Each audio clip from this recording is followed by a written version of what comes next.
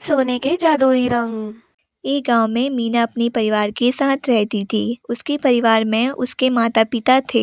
वह लोग बहुत गरीब थे, जिस वजह से उसके माता पिता दूसरों के घर पर काम किया करते थे। पर मीना को यह सब अच्छा नहीं लगता था, पर उसकी मजबूरी थी, वह भी कुछ कर नहीं सकती थी। एक बार उसकी माँ काम करने जा रही थी, तभी मीना ने अपनी माँ सीमा से कहा, माँ आप काम पर मत जाया करो, मुझे अच्छा नहीं लगता है। मुझे पता है बेटा, यदि मैं काम नहीं करूंगी तो फिर हमारा गुजारा कैसे होगा। और वैसे भी तुम्हें पता है तुम्हारी पिताजी कितनी मेहनत करते हैं। मीना उदास होकर कहती है, माँ मुझे पता है, पर मैं भी आपकी मदद करना चाहती हूँ। मुझे पता है, पर अभी तुम बहुत छोटी हो और वैसे भी तुम्हारी अभी पढ़ाई की उम्र है। पर हम लोग बहुत गरीब हैं, इस वजह से हम तुम्हें पढ़ा भी नहीं सकते हैं। पर यदि भगवान ने चाहा तो सब कुछ ठीक हो जाएगा। और उसके बाद मीना की माँ काम पर चली गई। सीमा के जाने के बाद मीना ने घर का सारा काम किया और इसके बाद वह खेलने के लिए बाहर चली गई।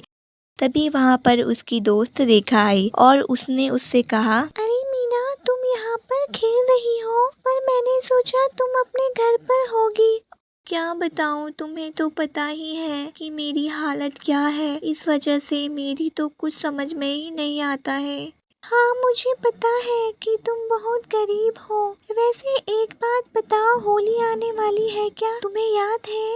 मीना हैरानी से कहती है, क्या होली आने वाली है? मुझे तो याद ही नहीं था, पर क्या फायदा, मेरी तो होली इसी तरह जाएगी। तुम्हें तो पता ही है कि मैं तुम लोगों की तरह होली नहीं खेल पाती हूँ। हाँ तुम बिल्कुल ठीक कह रही हो, पर मैंने तो अपने पापा से कह दिया है कि मुझे इस बार बहुत सारे रंग और पिचकारी चाहिए है, क्योंकि होली एक बार आती है और मैं नहीं चाहती हूँ कि मैं अपनी होली अच्छी तरह ना मना पाऊँ।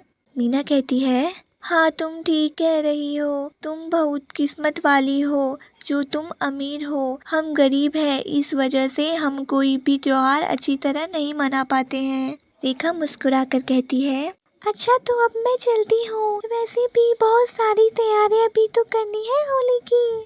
और यह कहकर रेखा वहाँ से चली गई। रेखा के जाने के बाद मीना ने अपने आप से कहा, अरे मुझे तो याद ही नहीं था कि होली आने वाली है। वह तो अच्छा हुआ कि रेखा ने मुझे बता दिया। अब घर पर जाकर जब माँ आएगी तो उनसे इस बारे में बात करूँगी। शाम को जब वह घर लौटी तो उसने अपनी माँ से कहा, माँ आपको पता है होली आने वाली है?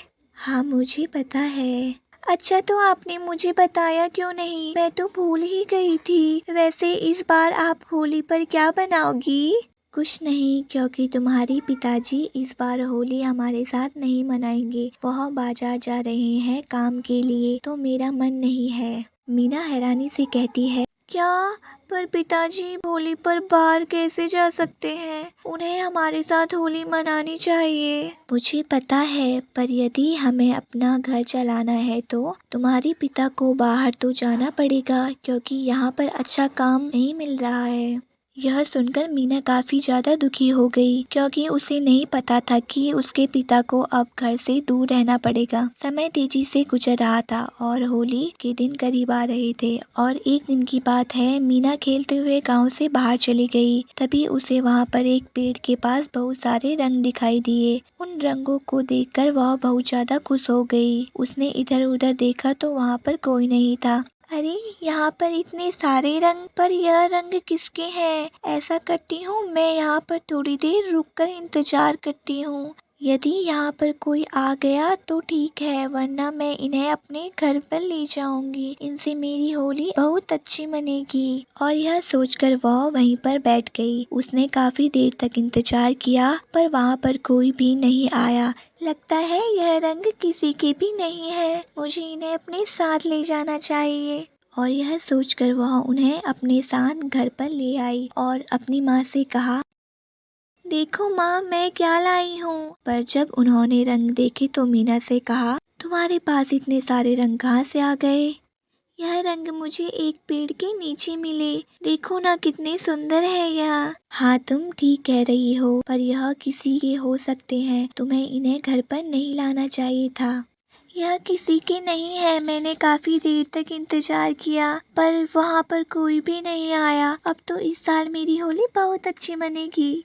और यह कहकर वह बहुत खुश हुई। अपनी बेटी को खुश देखकर सीमा भी बहुत खुश हुई। इसके बाद मीना ने उन सारे रंगों को एक बड़ी सी स्टील की थाली में रख दिया और वह वहाँ से चली गई। इसके बाद उन्होंने उस थाली पर ध्यान नहीं दिया। फिर उन्होंने होली की तैयारियां की। उन लोगों ने घर की अच्छी तरह सफाई की और पकवान बनाए। और होली वाले दिन मीना भागते हुए घर पर आई और उसने माँ से कहा, माँ रंग कहाँ है, मुझे होली खेलना है। अरे तूने ही तो थाली में रखे थे, देख ले जाकर, वही होंगे। ठीक है, मैं अभी देख कर आती हूँ। आज तो मैं उन रंगों से बहुत होली खेलूंगी।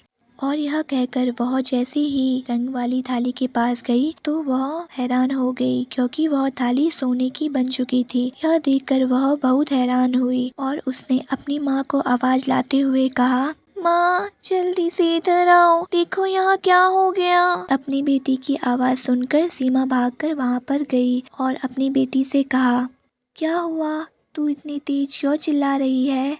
देखो माँ, यह स्टील की थाली सोने में बदल गई। क्या, यह कैसे हो गया। पता नहीं माँ, पर मुझे लगता है यह सब रंगों की वजह से हुआ है। क्या, पर रंगों की वजह से कोई स्टील की चीज सोने की कैसे बन सकती है। मुझे नहीं पता, पर फिर भी हम एक बार फिर से यहाँ करके देख लेते हैं। और इसके बाद उसने थोड़ा सा रंग एक कटोरी में रखा, जिससे वह भी सोने की बन गई। यह देखकर वह दोनों बहुत खुश हो गई। उन्हें तो यकीन ही नहीं हो रहा था कि उनके पास जादुई रंग आ गए थे।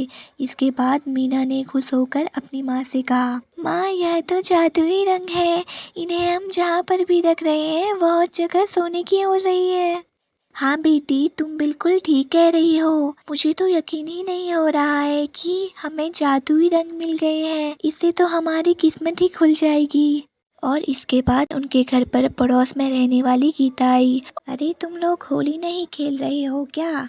तभी उसकी नज़र जादुई रंगों पर पड़ गई और उसने उन लोगों से कहा, अरे वाह, तुम्हारे पास इतने सारे रंग कहाँ से आ गए, और यह तो बहुत सुंदर लग रहे हैं। क्या तुम इन्हें मुझे दे सकती हो। नहीं, मैं अपने रंग आपको नहीं दूंगी, क्योंकि यह मेरे रंग है। आप दूसरे ले लीजिए जाकर। अच्छा, पर मुझे तो यही रंग अच्छे लग रहे हैं। तुम इसके बदले मुझसे रुपए ले लेना, क्योंकि मुझे पता है कि तुम लोगों ने रंग बड़ी मुश्किल से लिए होंगे, पर ऐसे रंग मुझे मिले ही नहीं। नहीं, यह हम आपको नहीं दे सकते। ठीक है, कोई बात नहीं, पर जल्दी से होली खेलने आ जाओ।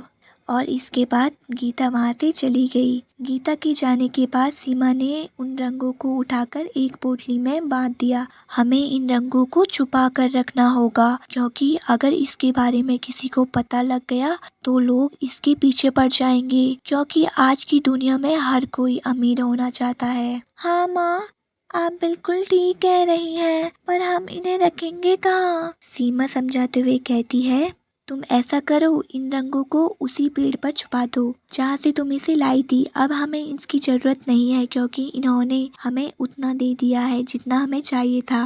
पर माँ, फिर मैं होली कैसे खेलूंगी। तुम चिंता मत करो, मैं तुम्हें दूसरे रंग दिलवा दूंगी। अब इन्हें ले जाकर तुम उसी पेड़ पर छुपा दो।